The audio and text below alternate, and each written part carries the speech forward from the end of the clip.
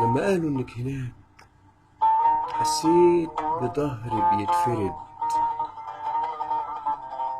حسيت برعشة من سنين ما عرفتهاش. حسيت ساعتها إن حاجة من ضلوعي بتنطلق.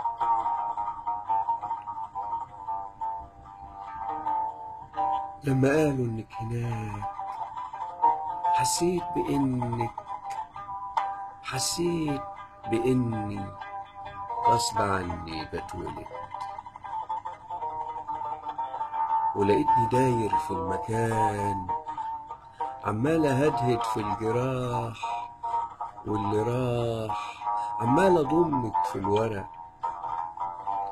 وشوية زوق في اللي باقي من حروفي، وشوية طارت في الكابوس اللي اسمه خوفي، والدموع شلال بيحكي للزمن